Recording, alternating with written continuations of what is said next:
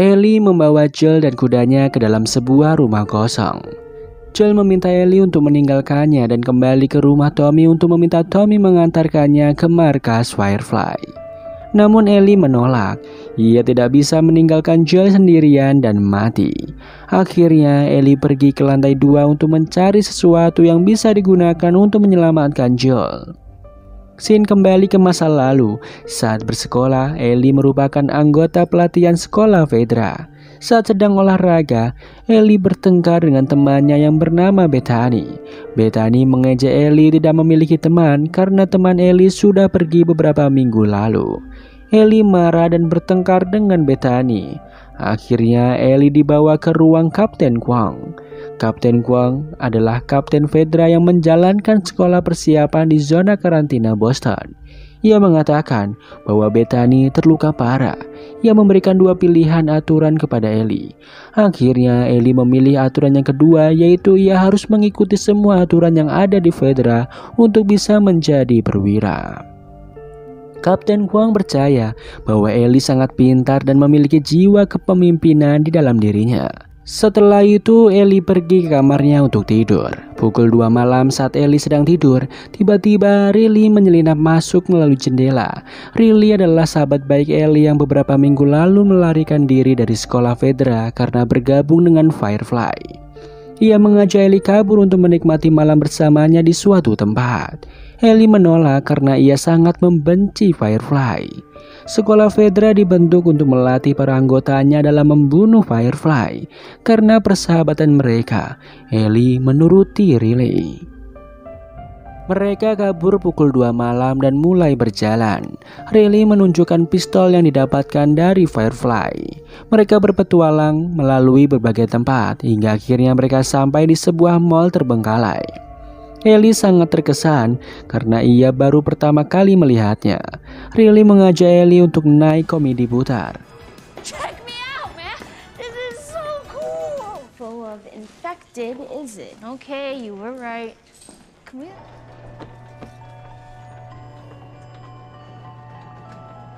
Riley menjelaskan bahwa di sekolah Fedra ia sering ditempatkan di tempat pembuangan kotoran dan limbah.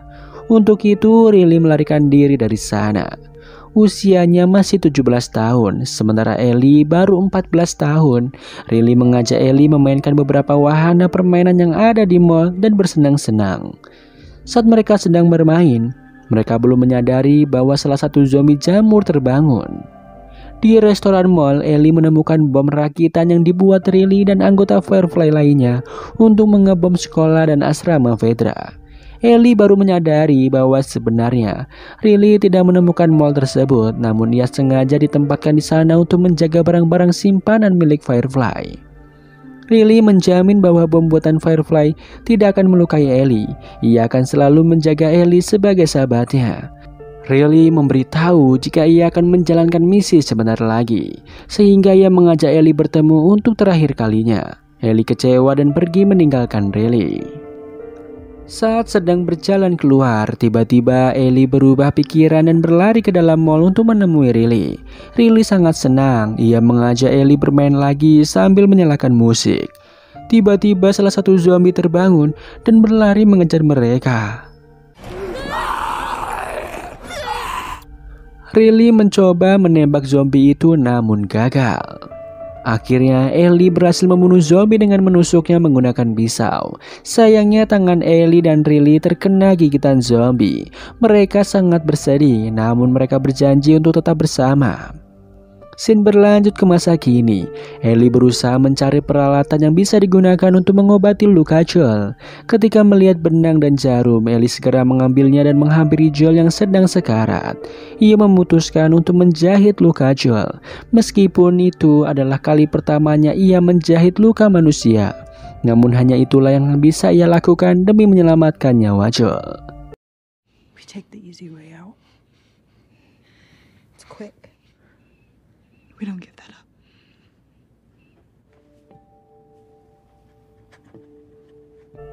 Scene berganti ketika seorang pendeta bernama David sedang memimpin doa di rumah ibadah. Para pengikutnya menyimak dengan khidmat.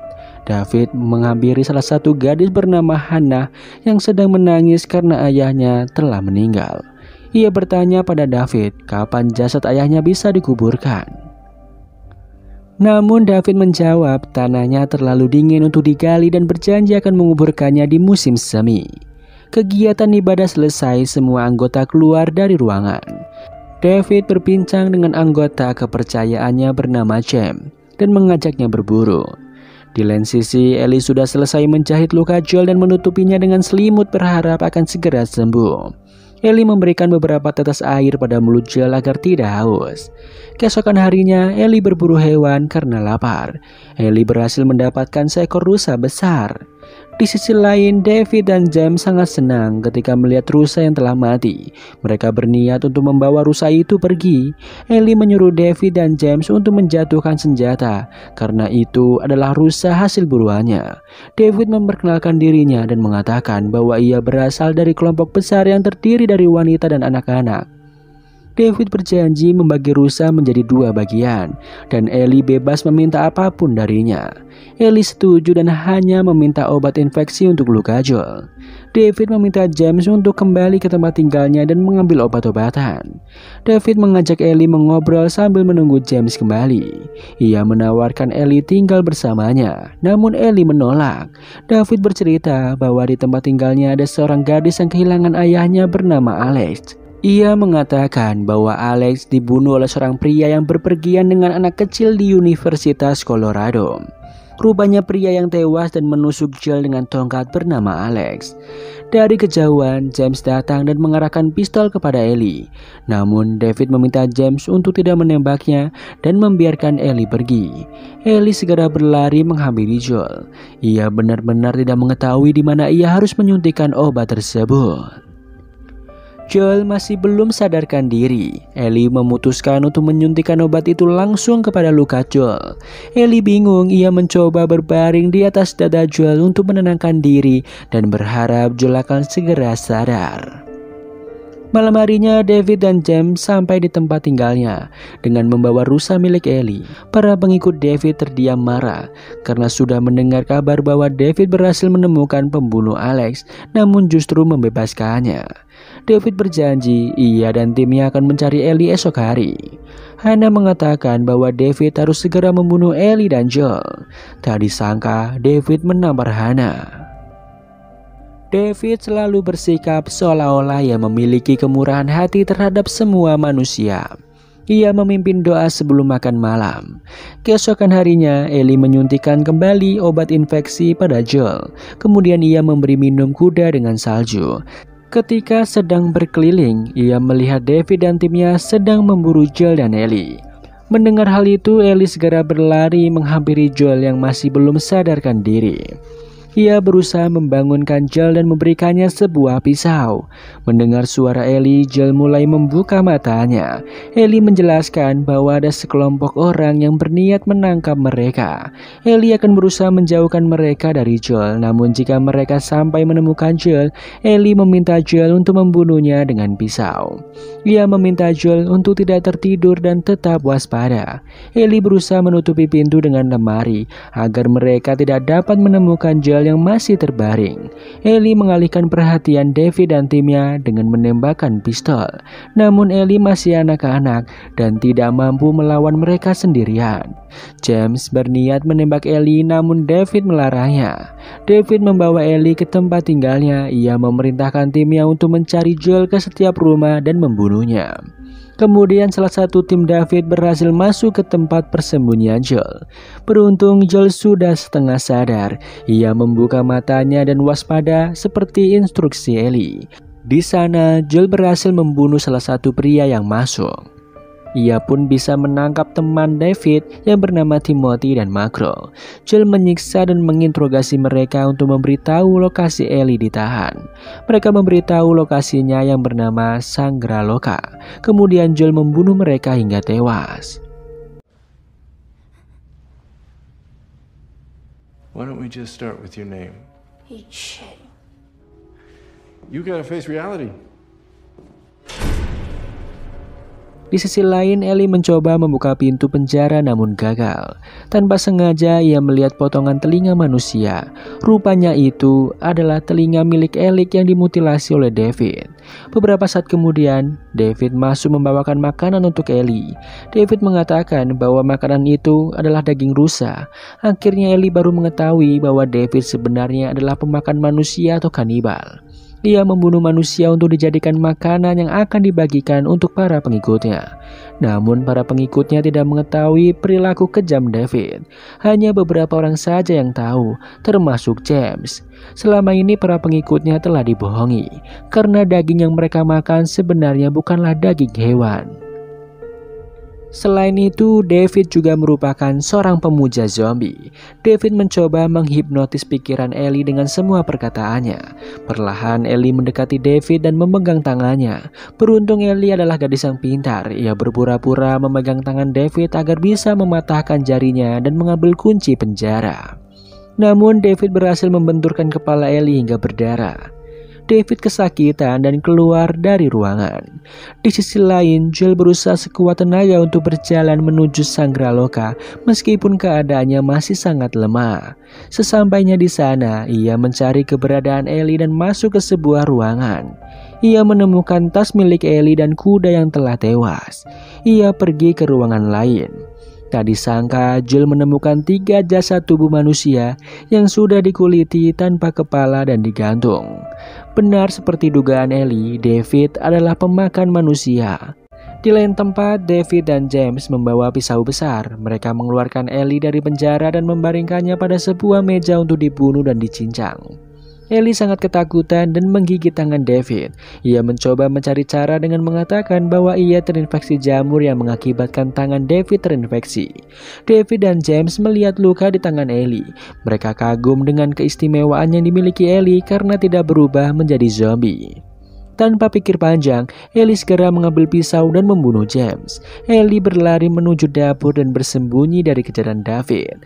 Ia melemparkan api sehingga perlahan membakar ruangan dapur. David terus berusaha mencari Ellie. Beberapa saat kemudian, David berhasil menemukan Ellie. Beruntung Ellie dapat mengambil pisau dan membunuh David.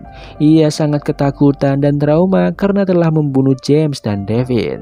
Ia segera keluar dari dapur. Saat Ellie sedang berjalan, Joel datang menghampirinya. Ia segera menenangkan dan memeluk Ellie yang ketakutan. Mereka sangat senang dapat bertemu kembali.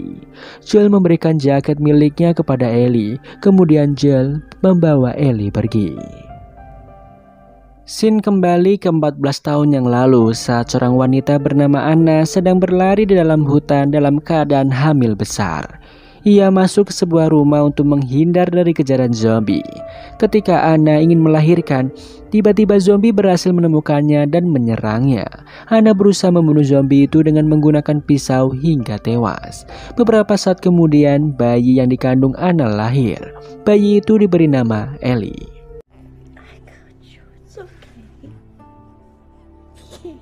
Malam harinya, Marlin dan tim Firefly masuk ke rumah itu untuk mencari Anna.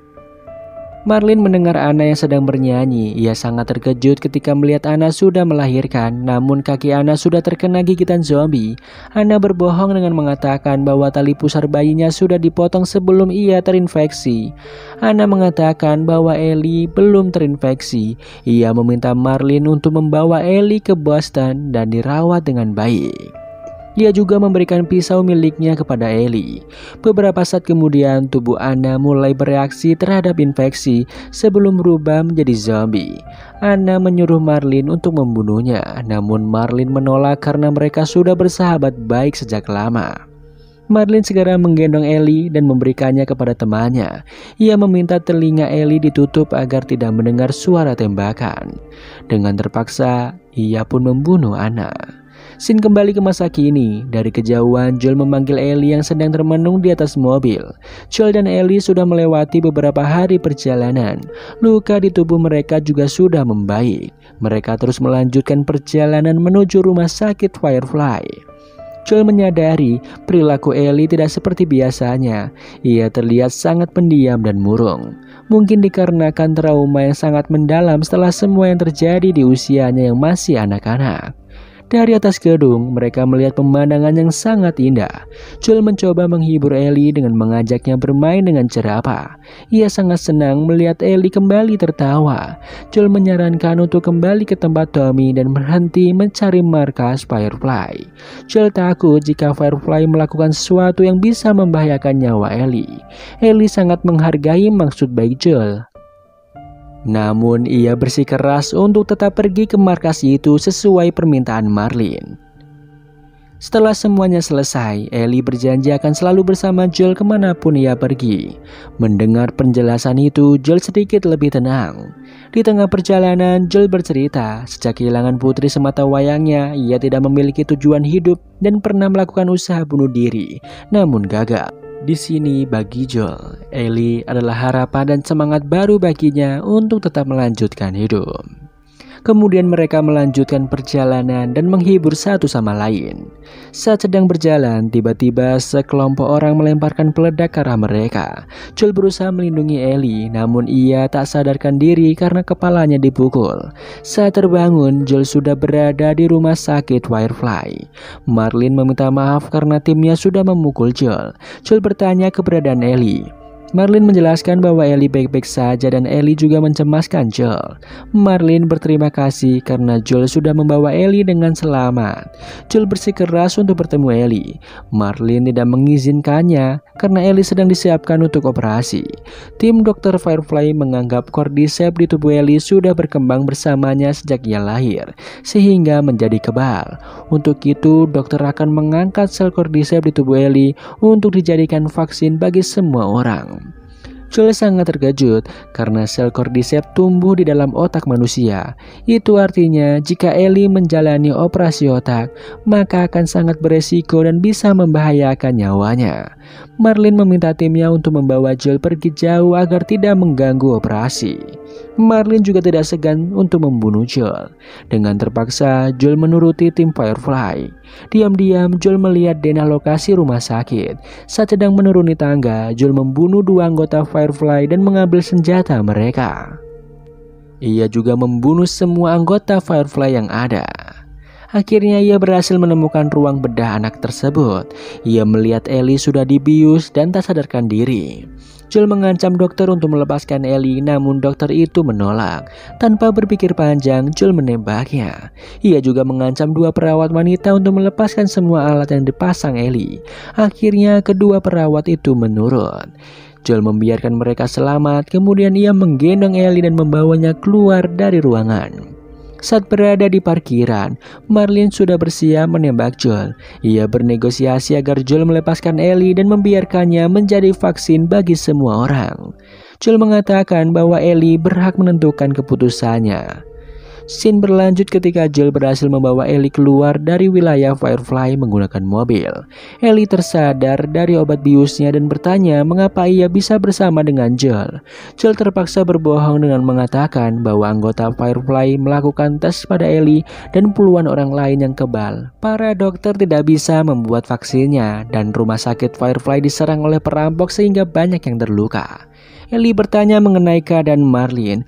Joel teringat kejadian sebelumnya. Ia terpaksa menembak Marlin hingga tewas agar ia tidak pernah bisa mengejar Ellie. Joel sangat menyayangi Ellie seperti putrinya sendiri. Ia khawatir jika dokter gagal melakukan operasi dan Ellie akan mati dengan sia-sia. Ia tidak ingin kehilangan Ellie, seperti saat ia kehilangan putri kandungnya, yaitu Sarah. Ia akan melakukan apapun untuk melindungi Ellie.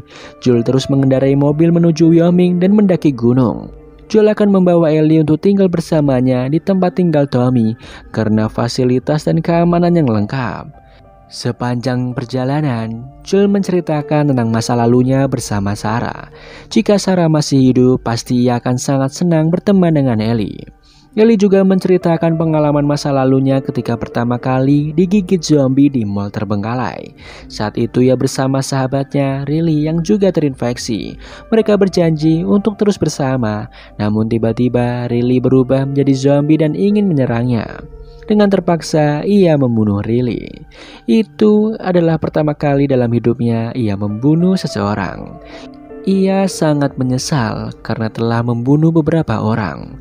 Joel menenangkan Ellie bahwa itu semua bukan salahnya. Terkadang keadaan tidak sejalan dengan harapan kita. Ellie meminta Joel untuk bersumpah bahwa semua yang ia katakan tentang Firefly itu benar. Dengan terpaksa, Joel harus kembali berbohong agar Ellie bisa hidup dengan tenang. Ellie mempercayai perkataan Joel. Mereka pun melanjutkan perjalanan menuju tempat tinggal Tommy. Dan film pun selesai.